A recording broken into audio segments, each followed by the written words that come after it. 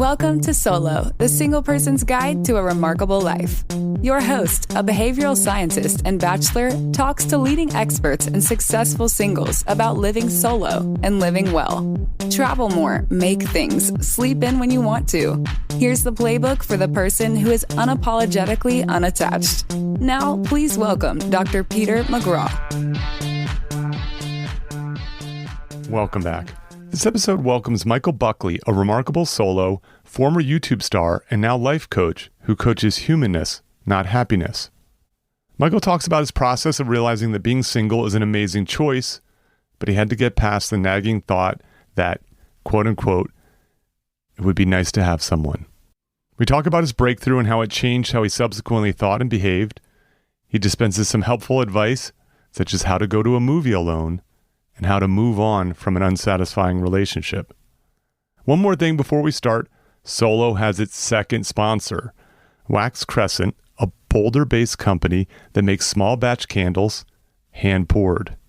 Founded by a solo entrepreneur and contributor to the podcast, Kim Tarabil, her candles are made with soy wax and infused with wonderful fragrances and essential oils, and each candle's topped with a crystal, which I think is pretty cool, a crystal. Kim sells some other hippy-dippy stuff out there too, but don't worry, gentlemen, Wax Crescent has guy-friendly candles also, or as I like to call them, mandals. Use Solo20 for 20% off your first order at waxcrescent.com. That's Solo20 at waxcrescent, like a crescent moon.com. All right, here we go. I hope you enjoyed the episode. Let's get started.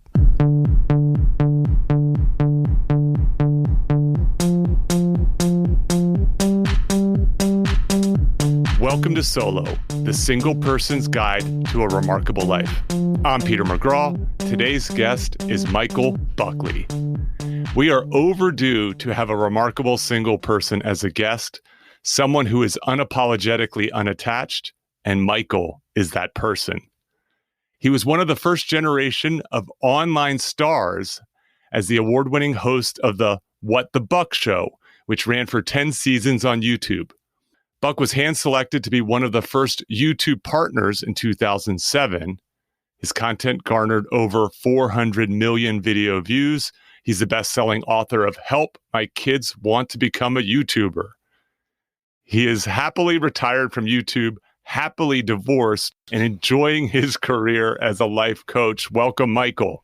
Oh my God, I'm remarkable. I'm single. I'm happily all of it. That was such a lovely intro. Thank you. Nice to meet you, Peter. I'm so excited to talk about all these things with you. Well, we found each other. I found you when someone alerted me to the following tweet you sent. It says, "This is also the first time in my life I looked at single as an amazing choice versus in the back of my mind, I always thought, but it would be nice to have someone because I was brainwashed to think in love equals good/better. Being consciously, deliberately single is an amazing choice." And yes, I had someone, that was the tweet. That was the tweet where we got connected. And it's just so, well, first of all, it's refreshing for someone else besides my listeners to have that opinion, and then to say it so proudly and publicly. Thank you. I know. And I mean, I've been doing this work on myself for the last couple years. And I do think there was always that one thought that kept derailing the other thoughts. And when I finally caught that thought, which was, but it would be nice to have someone, that was the thought that kept tripping me up. So I feel like I kept, trying to talk the talk and walk the walk, but it wasn't really clicking. And then once that thought kind of went away, it was like, oh, it all started clicking. So that was kind of the last thought that was holding me back from truly embracing life as a single person. How quickly from realizing that, but it would be nice to have someone, to recognizing that was your sort of roadblock, to tweeting that? What was the distance in time between the recognition and the tweet? Do you remember when I tweeted it? I'd have to look back. All I know is I was working on this for the last maybe 3 years. I've been divorced for 5 years, and I have not really dated for the last 2 or so years. And when I would take breaks from dating or breaks from online apps, it was still kind of like in my brain, I was taking a break. I wasn't really sold on the idea of being single. And I'm looking at my journal from, April of this year, and something that I wrote to myself was, I do feel single. I wrote, my great life, work, and purpose do not involve having a boyfriend. I also wrote, my 40s are for me. It's interesting because I feel like when I was journaling about this, all of my 20s was dating or having a boyfriend, and then meeting my ex-husband at the age of 26, immediately deciding to get married, and then spending the next 13 years married. So it's interesting now being 45 and just really being single for the last 5 years, or most of the last 5 years. And so really, after I got divorced, trying to be okay being single, but really not, like jumping right into a 9-month relationship, and then still always thinking I should be with somebody. I'm a great catch, but I don't know. And so just earlier this year, the click was, I like being single. I want to be single, but then I would think, because of my brainwashing for the first few years of my life, but it would be nice to have somebody. And then when I realized, my 40s are for me, that was the thought that kind of really helped solidify it, because it was like, this is for me. It's not for me and a partner, which feels very different than just being single because I can't find somebody. So again, that's why when I use the words conscious and deliberate, that's what really makes it click. Like, I'm not accidentally single. I'm not single because I've run out of options. I'm not single because I don't believe in love. I'm not single because I think it's dumb to be married or coupled. I think it's wonderful. But I think for me at age 45, I belong being single. So when I'm looking at my journal, it was earlier this year. And then even maybe a month later, I kept solidifying it, and I wrote, I'm meant to be single. Like, I wrote that down. I'm meant to be single. I feel, again, I reminded myself I'm more able to live in line with my purpose and achieve my great life goals as a single person. And I wrote, I never feel alone. I'm surrounded by love. And I wrote, I'm in a deeply committed relationship with myself, which again, it sounds so goofy, but it is the way I feel. And it's so wonderful because I love myself. So why wouldn't I want to be in this very, beautiful relationship with myself, that it's hard to be in that, if not impossible, when you're trying to do that with another person, So I feel like it's such a luxury to have this single life. There's so many things that are popping to my mind that we've talked about on the podcast, that I've been writing about and working on. I think one is that it reminds me of one of my favorite Oscar Wilde quotes, which is, to love oneself is to begin a lifelong love affair. It's from actually a rom-com that he wrote with a sort of bachelor, a sort of single focused gentleman in it. But I think it's interesting, the sort of pushback, or even just hearing how hard it is for people to say how committed they can be to themselves first. Right. That all of the media messages and all of the pressure is for you to find someone else to commit to. And the idea that you can be focused on yourself, and as you said, your mission in life, the things that you want to accomplish, and that you want to put those things first, it's weird to have to apologize for that, or have to feel strange about it, or have to work on it in a journal in order to accept it, when I would like to see that as the default. So the default is you're committed to yourself and to making your life as good as possible. And if someone comes along that you feel that special connection with and that you want to share that life with, I think that sounds really wonderful and good. As I like to say, solo's not anti-marriage, it's pro-single. Now, is this sort of orientation kind of a new recognition that you've had, or have you always sort of been kind of a solo mentality even when you were partnered up and married? I was, and I'm someone who loves being alone, as outgoing and not even outgoing, because that's not true. Like, I present as outgoing, like I'm very charismatic. And I think if I've learned anything about myself lately is that I'm very friendly, but not very social. So It's interesting because even when I was with somebody, I love being alone. I love when they would go and leave and I would be alone. I love to be alone to watch TV. I'm the type of person, I go to the movies by myself. I go to dinner by myself. I went to the Botanic Gardens this week and walked around by myself for 3 days in a row. I love the company of myself. And it's interesting because, again, as a life coach, when I'm talking to someone, I always think, again, if you're looking for a boyfriend or a girlfriend, a lot of times we're looking for an external solution to an internal problem, which might be drugs or alcohol or a partner. And again, right, if you don't love yourself, there's not enough love in the world from a partner or a stranger on the internet or somebody or a friend or a parent that's going to make you feel that. So again, it has to be an active daily practice to like and love yourself on purpose. And again, as goopy as that sounds, if you don't do that right, it's going to show up out in weird behaviors or weird relationships. And it's amazing. People don't do work on themselves and they just throw themselves into relationships. And then they wonder after 4 marriages or constant dating for 10 years, why? What's going wrong here? Oh, men are terrible. Women are crazy. Oh, no, it's you. It's you. So, yes. I always tell people you're the problem and you're the solution, because if you're not the problem, you're screwed. Again, otherwise I need to get rid of my job or get rid of my partner so I can do something versus, no, I can solve this. And like you were saying too, like I did feel brainwashed. I feel like I got out of a cult of like marriage is good, divorce is bad, love is security, single is lonely. Bull crap. That is what we're, again, rom-coms, books. It's so disempowering. So again, once you're out of that mindset, you're like, oh my God,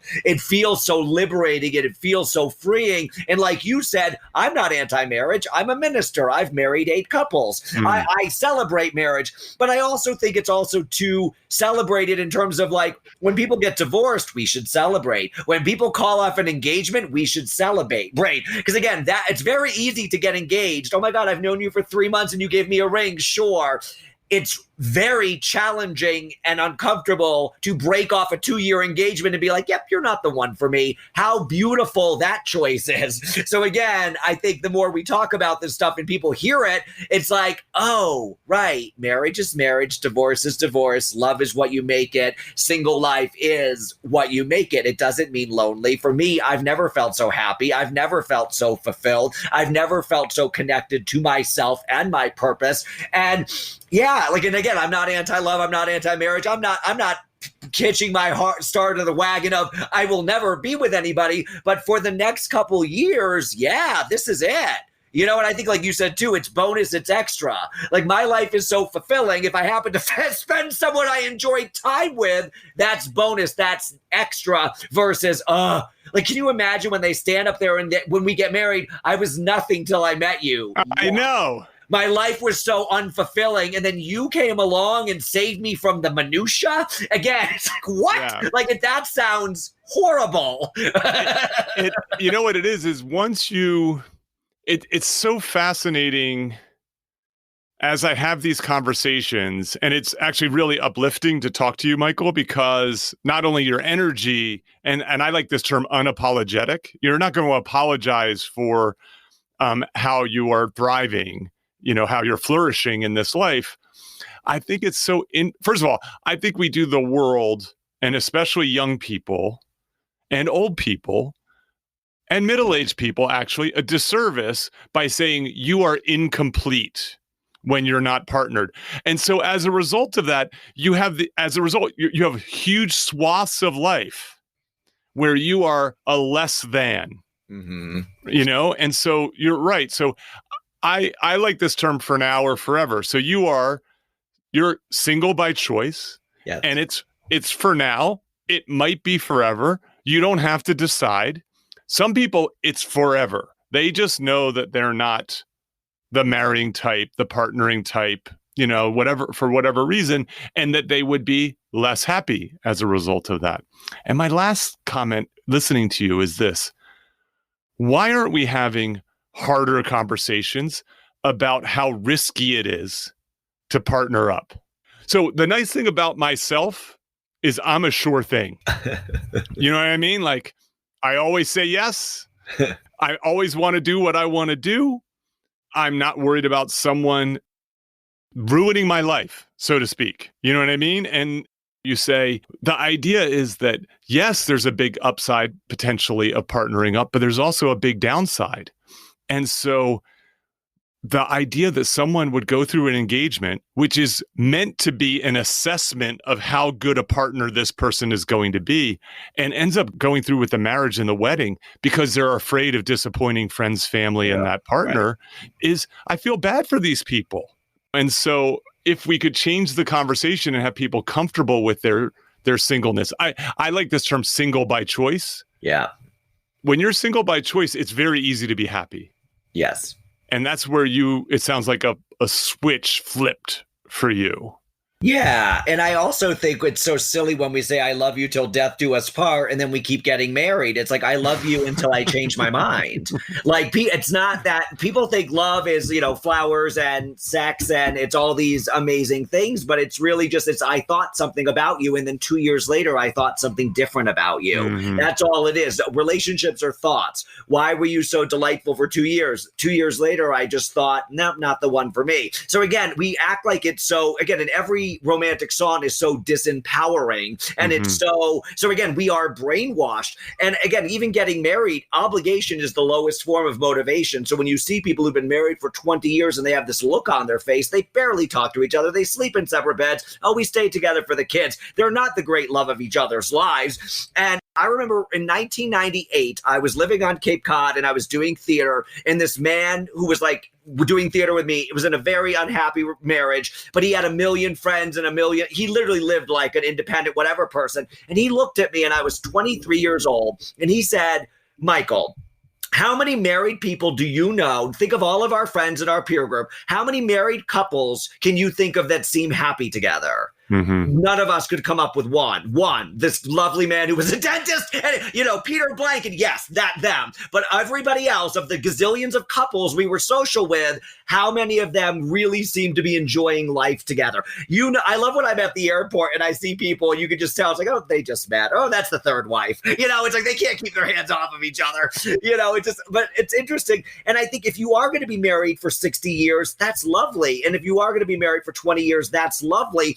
But it's every year is a recommitment to the idea. And I think you should check in with each other. How's it going? Versus we signed up for this in it till the end. It's like, but it's not working. So it's like, do we go to therapy and beg each other to be different? Or do we just accept that, like when I got divorced, the only thing I ever think about my marriage, again, and this is, again, I have a coaching brain, all I ever think was he adored me. We had a lovely 13 years together. That's nice. All I ever think. That's great. Again, I don't think, I should have done this. I should have done that. I could have done this. Or even, we were a bad match. But whatever the BS story, the only thing I ever think about it was we had a nice 13 years together, and it came to completion. That's the other thing. I love the concept in friendship and relationships of completion. So many people think, I need closure. No, you don't. I need to message them on Facebook 10 years later and ask them what happened. Nothing happened. It was meant to last 2 months or 2 years or 2 minutes, and that was all it was meant to be. So I think that helps my brain too, because I don't know. And like you said, there is a consequence. Nobody tells you get married, there's an emotional consequence. There's a financial consequence. And that's why the older I get too, it is a transaction financially. I am 45 years old. I'm not going to have children. I think it's lovely that we fought to get married for me as a gay person, but I've already been married. I don't think I'm dying to get married again. Yeah. Like, if I dated someone for a couple of years and they said it's very important to me, I might say, okay, but again, I'm 45, I'm divorced, I'm good, So let me ask you a little bit more about this idea of completion versus closure. So the idea is that I understand the notion of closure, like the thing, like you want to kind of put a bow on it, so to speak, and get it out there and get beyond it. But so when you're coaching someone, tell me about how you coach them about completion. Well, it's almost like the same as forgiveness. Like, I forgive you and I move on. I say forgiveness is a decision, not a process. Because again, otherwise, what am I going to do? Go to therapy and ramble for 20 years about how you did me wrong and how I need to, it's a process. I need to meet someone else, or I need to, No, it's a decision. So again, I believe forgiveness is a decision. I believe closure is a decision. You don't need an answer. Imagine if I'm dating somebody and it doesn't work out, and then like 3 months later, I feel the need to ask them what happened. I don't need, again, you don't need to know, because again, their reason is, again, it's 3 to 5 maybe different things. You think you need to hear it versus I can just decide right now, we were together for 3 months. That was what it was meant to be. Thank you for your time, versus dragging this out in your head. That's, again, for any friendship or relationship, it generally runs its course. It's not anything deeper than that. If someone, you should know why I'm mad at you, or you should know why it ended. None of us are psychic. This is communication too. People are poor married couples are married 20 years, and the wife is so irritated. The husband, he doesn't know after 20 years. He's not psychic. That's the problem too. We get married and we assume that our spouse is going to be our therapist and our psychic and our best friend. And it's like, no, you're my spouse. I just want you to be my spouse. Now I'm just rambling. But no, anyway, I think closure, forgiveness, it's a concept that I believe it's not something, again, I don't need it. I get your brain wants it. Your brain wants to put a bow on it, or your brain wants to understand. I'm coaching someone now who's about to leave their spouse, and the spouse doesn't understand. And I keep saying to her, he doesn't need to understand you're leaving. Yeah. Like, again, I love you. I like you. Please move out. Again, I love you. I like you. Please understand. When we're trying to get people to understand, it's like, good luck. Again, we have to seek to understand to be understood. But I think in relationships, like, again, there's nothing deeper than I love you, I like you. It's been a great 10 years. I didn't cheat on you. I'm not disappointed. You're not, you're whatever. It's just, I loved you for 10 years and now I would like to be single. Mm-hmm. Or there's nobody else. When I got divorced, my father said, please don't tell me you have a boyfriend. I said, Daddy, I've been married for 13 years. The last thing I need is a boyfriend. But anyway. I think there's wisdom in that idea. First of all, I think anytime you have a breakup and the person wants to know why, I think it's often hard for people to give the reasons. They end up becoming hurtful. So to me, I always just say, no is no. No more is no more. I like that idea of you appreciated what you had and it comes to an end. I'm a big believer in we have chapters in life. Some chapters are long and some chapters are short. But part of life is moving forward to the next chapter. And I like the way you're talking about this. I think it's helpful for people. Yeah, and I think I could give you a million reasons why I don't want to be with you. Do you want me to list them all? Like I don't know. I don't see myself with you. That's what I used to when I used to date people for a brief amount of time. That ended up being like, I don't see myself with you. I see you as a friend. I see you as a lovely person I've enjoyed hanging out with, but I don't see this going any further. So again, and I am, there's something about being my age where it's like, I'm just not, when I was dating a couple years ago, I don't need someone just to spend time with. Like, if it's not going to be like this amazing, my life feels spectacular. So if someone wishes to partner with me, I hope they show up spectacular and not someone who, again, they're looking for me to complete them, which again, someone like me who is charismatic and lovely and compassionate, people do misread that as maybe I should date Buck. No, I should just be a great friend and mentor and lovely person in your life. You don't need to try to date me. Yeah, that's great. Well, that's a good problem to have, but it's still a problem, I think, Yeah. So this idea of this realization. So I've been using this term, the recognition. So you have this moment of recognition, and I think it comes in different ways. So it sounds like for you, the recognition came through journaling and writing and self-reflection. I think some people it comes through. I've actually had people emailing me and messaging me about there's a moment listening to this podcast. For example, there's a episode called the Getting Off the Relationship Escalator, and it's about the sort of prototypical exemplar relationship in society and the sort of criteria, the rules of that relationship, the status that it has, the difficulty that some people have riding the relationship escalator, and they realize, I don't want that. Right? Like once it gets laid out that they're not looking for monogamy, they're not looking for consistency, they're not looking for what's called merging, coming together. and or the special status. That is that they don't want to have a relationship that is put above all their other relationships, right? They don't want to have to vacation with this person, right? And so on. They have a moment where they recognize the human domestication, right? That we are being domesticated by the world to get us to behave and act in certain ways. And when you have that moment of recognition, what I argue it should lead to is reinvention. That is, suddenly you are playing by a whole different set of rules.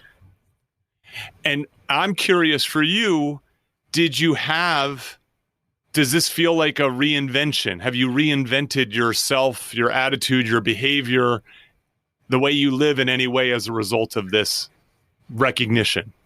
Totally. And I think besides the journaling and when I look back in the self-reflection, I kind of think about how I was on dates, and I was kind of jerky. Like I didn't want to go to dinner. I hate going to dinner. I hate small talk. So again, I would sit there and I had this, like, I dare you to say something. But then the realization now is, oh, I didn't want this. Mm-hmm. So again, the brain isn't very good at knowing what it wants. That's why, oh, I want a Mercedes. You buy a Mercedes. You're like, did I want this? Oh, I get married and do I want this? I bought it. Our brain isn't great at knowing what it wants. And then we get it and we're like, crap, did I even want this? So I think for me, it was also the recognition of I was going through the motions of a heteronormative, seeking love life. And it did feel like once I stopped, it was like, oh. So again, recognizing that. And then also, like you said, I do believe when I got married in 2002, especially as a gay person, I was like, oh, good. People will regard me higher. I made the better life choice. You all know gay people. They're wild. They do drugs. They have lots of sex. But look at me, fooled you all. I'm living a monogamous suburban life in Connecticut. You're welcome. So I really felt this weird heteronormative ideal to aspire to. And then it's interesting because the moment I got divorced, I was wild. So again, I was like, I went from monogamously married for 13 years to let's go to the bathhouse. Let's have fun. There's not enough. And so it's interesting now that I've come around. It's kind of like I knew I would have to reconfigure myself because I had lived monogamously married, and then I was almost playing the role of wild, hypersexual single person. I had confused being sex positive with almost, again, being wild. But for me now, I've been celibate since December, and that's like another layer of it because like I could have casual sex and I think people think that too when if you hear, oh, gay single guy, he just wants to be wild. I'm like, no, I just want to be alone. So it's interesting how I have reconfigured myself. And again, my life is so mindful and deliberate and purposeful. I think intentionally, I feel intentionally, I create intentionally, I eat intentionally. Everything I do is intentional. So again, now I don't want to just be having random sex because that doesn't fit in with who I am. Again, I'm not shaming myself for doing that. I loved every second of it. I have a lot of fun doing it. But at this stage in my life, I don't really want to be having sex even. I don't want any sort of, again, my relationships are just different. Like, and then again, that's the thing, being a gay person is when you're out, it's like it's very flirty and it's very easy. And so I love that I've taken myself out of them. I'm not an option. I will not date with you. I will not sleep with you. I will just be a great friend and an important person in your life. So I definitely have done a lot of reconfiguring and reassessing. And I love that. And I love that, again, at 45 years old, I'm always gently evolving into new versions of myself. So who I was at 23 is nothing like 33 and nothing like 43. And when I meet me at 53, I'll look at him too and say, what do you want, Buck? But again, I'm always checking in with myself. And right now, it suits me and it serves me to be a very happily off the market solo person. I love it. I really do like this idea of reinvention.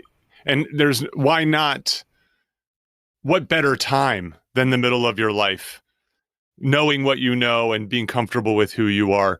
One of the things that drew me to you and made me want to have you on as a guest, besides the fact that you're unapologetic about this, which is really refreshing to have someone own it publicly, is your positive attitude and your charisma. But You also are very good about acknowledging, and my guess is this comes from your coaching, is that life can be hard. Like life can be really difficult. And so you have this sort of 1-2 punch of like, go out there, mix it up, have a great time. This is an amazing world, but boy, can it be hard. And that's okay. Where does that come from? I coach humanness, not happiness. Like I'm here for the human experience. And so the human experience includes many amazing things and many terrible things, but exactly what you make it. So again, my brain is wired to be very proactive and very positive. And again, I always say the place could burn down. The worst part is the uncomfortable emotion. Your wife could leave you tomorrow. The only thing that's the problem is the heartbreak. So again, one of the things in my personal mission statement is I use my emotions as superpowers. So something about being a coach is I'm very good at allowing my negative emotions, and I'm also really good at creating my positive emotions on purpose. And that is a skill that I've worked on over the years. So yeah, but again, my mother died very young. I'm divorced. I've been through things, but I love them. I'm not like, oh, these are the sad parts of my life and these are the happy parts of my life. These are the parts of my life. I always say messy me greatly informs thriving me. It's not like you go to therapy or coaching or read a great book or listen to a podcast and suddenly it's like, I'm thriving. It's like, I love all the years that I was in self-doubt and confusion and messy drunkenness and whatever, because that inspired me to be this version of myself.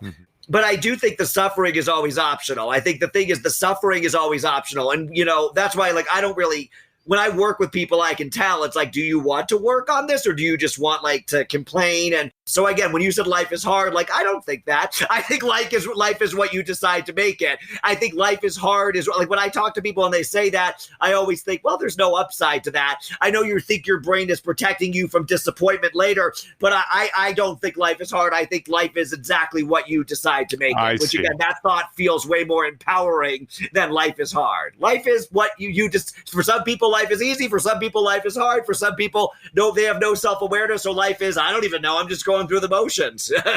I see. That's really good. I do agree with you about this idea that your negative emotions serve you also. I love my negative emotions. Yes, they're signals. Did you ever see the movie Inside Out? Yes, right. That is $20,000 worth of free life coaching. At the end of it, when she says, well, I guess I would never know what a happy day was if I never had a sad day. And I'm crying and I'm looking around and I'm like, I hope these parents are talking to their children about emotional intelligence.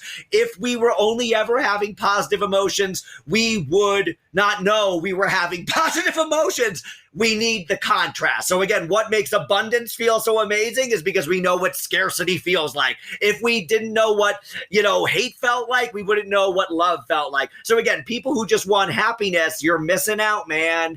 I wouldn't know what it felt like to be successful if I didn't know what it felt like to be a huge flop. I love that I've had both experiences in my life. I think that's really great. One of the questions I have for you is, in my research, I noticed a couple cool things, and I'm wondering how much of them are connected to this reinvention of yourself, or how much of them are just Michael Buckley in general. So one of them is you seem to be into minimalism. Like you really like this idea of living a minimal lifestyle. And then the other one is that you are abstinent at the moment, but you're also not drinking at the moment, or not drinking much. And I'm curious, are those independent of your soloness, or are they connected? It's interesting because the minimalism definitely helps because I feel like I love living a simple life. And it's dating and being in a relationship is not very simple. And so I think it really plays along with that. I remember just being married and just being a couple, and we had 2 houses and we had 2 basements and we had 2 attics, and it just felt like we had so much crap. And so I really just like having very few things. And so I think that definitely plays a part in it because having a person around is not minimal. It's tough, or they'd have to be really into minimalism too. The not drinking thing is definitely a huge part of my life. So I haven't drank since June of 2017. And I feel like that I don't identify as sober. I just identify as a happy non-drinker. And it really did change my life. And I feel like that was something that my life was, I don't know, like I feel the moment I stopped drinking, life became very clear. And also I think the reason that I'm celibate now is because I am someone who's very good at giving things up. And so it was easy for me to stop drinking. I stopped eating fast food. I stopped, drinking diet soda. I am an all-in person. So I jokingly say, when I remember the first day I showed up at my flag football team back in 2018, I said, I'm either going to sleep with all of you or none of you. So again, I'm all in. I either want all of you or none of you. So for my personality, it's like I'm either going to do it or I'm not going to do it. So I love not having sex. I love not drinking. I love having a very simple life full of no knickknacks and very little clutter. Yeah, no, that's so fascinating. I do think that you live life well, right? You're good at life. I'm very good at life. Yes, I definitely have lived a very lovely, delightful, very, very, very, I don't know. When I look at my life, I do. One of my default thoughts on my little Post-it is, I'm so lucky this is my life. I think that, I feel that every day. Yeah, certainly we want our life coaches to be good at life. So you've really picked the right career as you've pivoted away from being, we have a mutual friend would say, being a web celebrity. And so that's Kevin Nolte. We have a mutual acquaintance or friend. Yes. Yes. Kevin is. Yes. I love Kevin. I've known him for years. I haven't seen him in years, but yes, we were definitely navigating web celebrity, internet stardom, YouTube sensation, whatever the heck they were calling us back in 2007. And so, yes, that's actually, he messaged me, or he pointed you out to me. So I believe that's how we became Twitter friends, because he tweeted at me when I tweeted that, and that's how you saw it. So thank you, Kevin Nolte. And Kevin is a previous guest as a Remarkable Solo. He was in the Kevin 2.0. So he's newly divorced and reinventing himself at the moment too. It's interesting how these things can work out.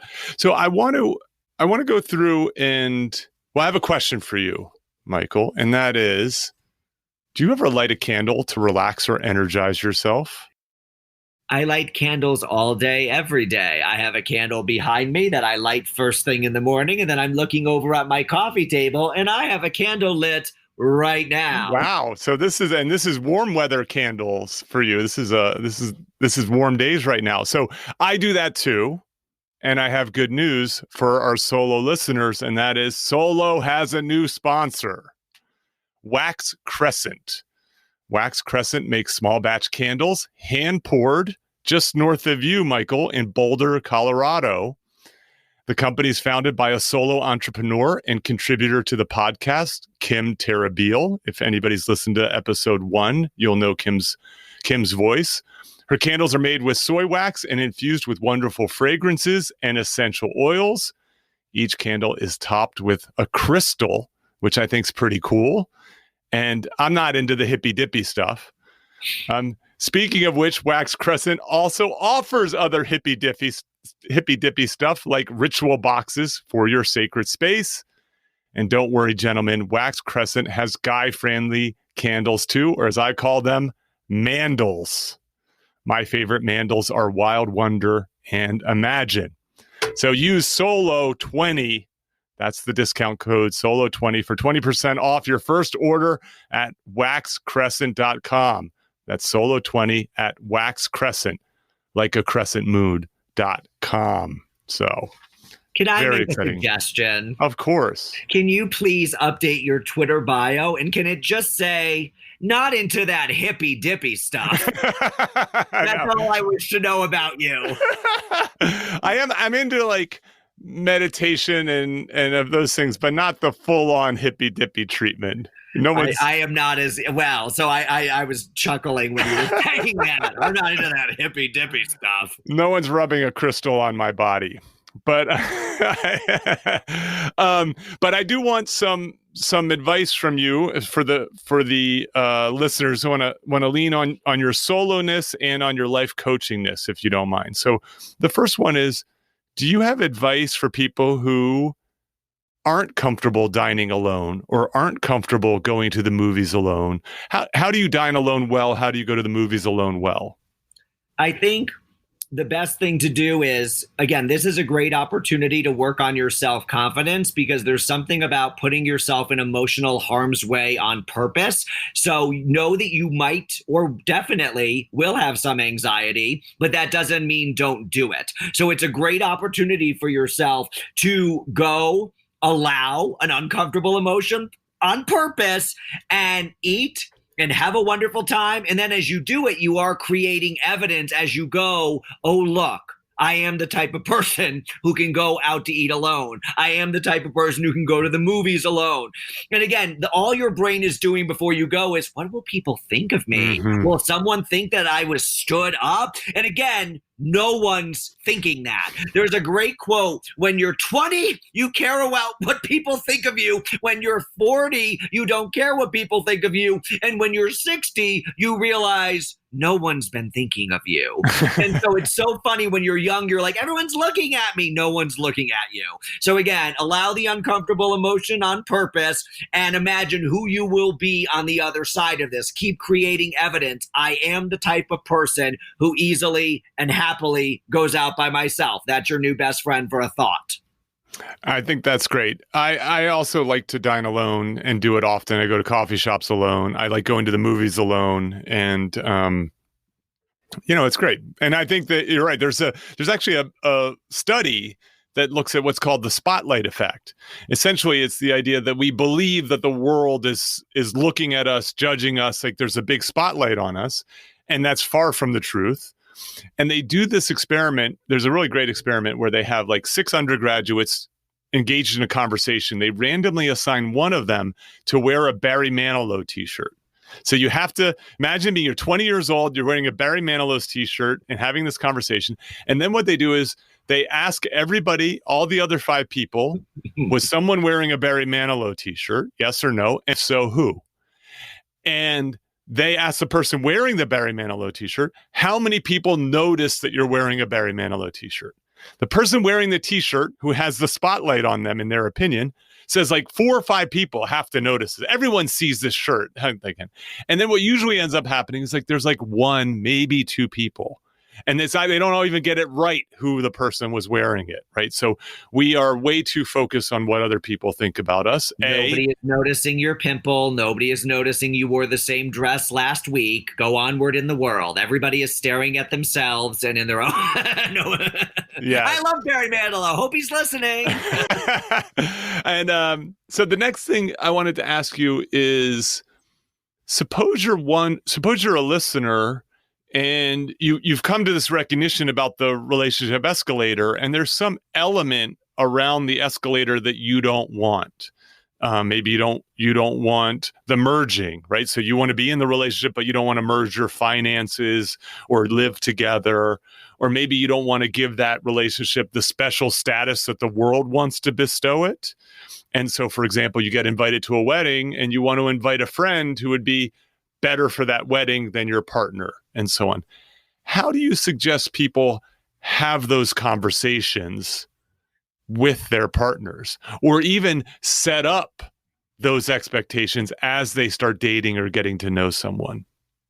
I think you should both write down what I want my relationship to look like. Okay. And then you write it down, whether it's children or finances or spending weekends apart, or are we going to live together, all of that. And then compare and agree that it doesn't need to look alike. It's just we're seeking to understand each other. And then you both have it in writing in front of you. And no, we can change our mind every 2 months, every 2 minutes. So I'm always checking in with my partner. You still want kids? You still want to live together? You still don't want to, use money? Again, people don't know. We just assume our partner can read our mind, or, oh, he should know I want kids. Why? He should know that it's important for me to go away with my best friend. Why?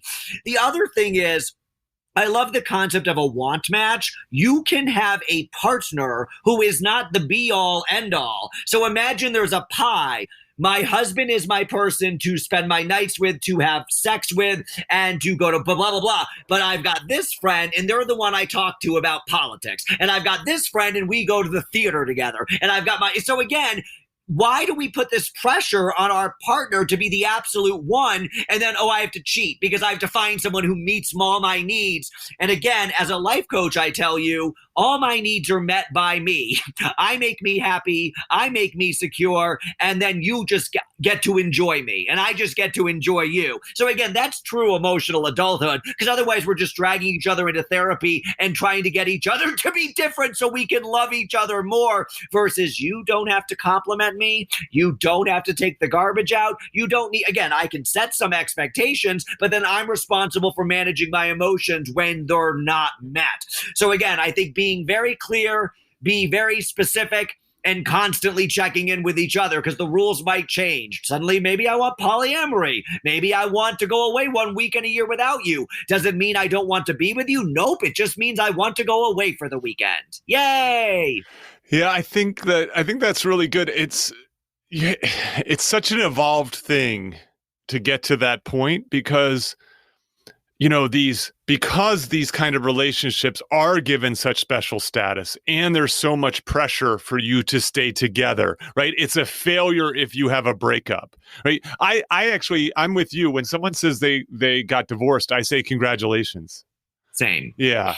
And, but these are, and of course emotions are involved, and we're trying to maximize the positive ones and minimize the negative ones. And so it's scary to ask someone that you're beginning to date, that you're excited about, someone you've been dating, to really reveal your soloness to that person. Because first of all, they may not understand, because they've been watching the same rom-coms, reading Jane Austen, and so on their entire life. And so it is this sort of weird thing where on one hand, you're scared to be rejected. You're scared to not have that connection, because if you have good taste, this is a good person.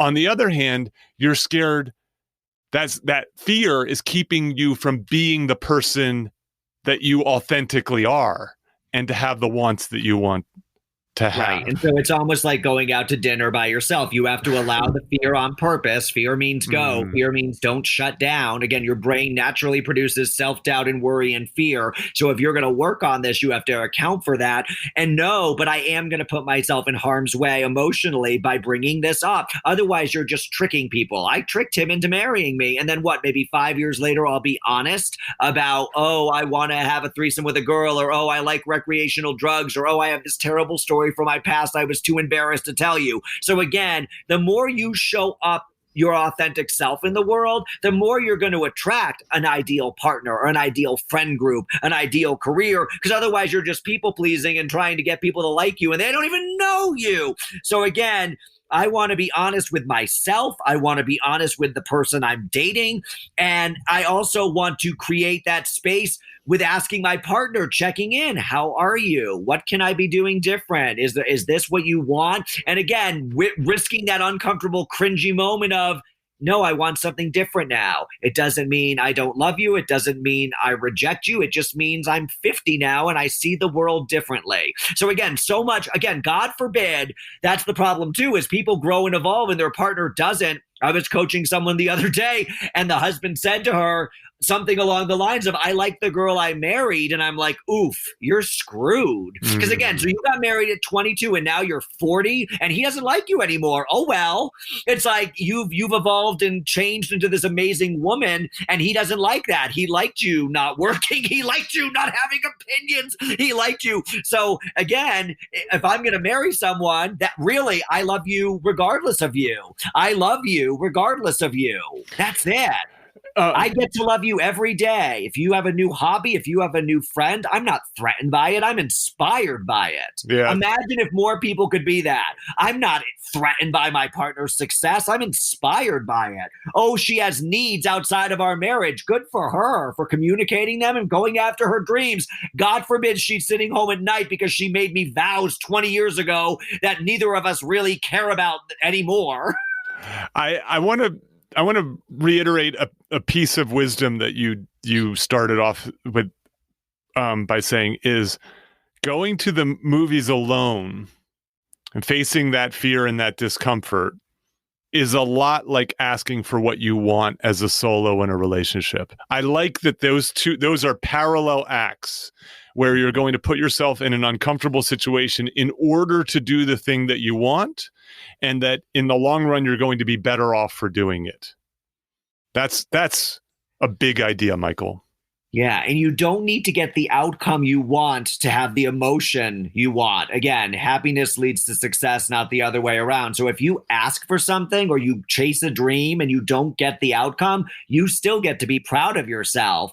That's amazing. Like, again, I'm just telling you, buddy, as my spouse, this is what I want. You don't need to get what you want in order to be satisfied and to be proud of yourself for asking for it. Yeah, I'm a big believer, especially now where I believe that the process is really what matters. Mm-hmm. Almost everything that I've done in my life that I've been satisfied with hasn't been this gleeful, over the moon feeling once it happened.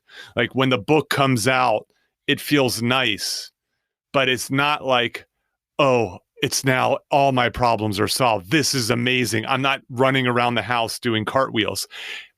It's really a process along the way of getting to that. And if you sacrifice too much with the process for the outcome, you got to be worried because the outcome might disappoint.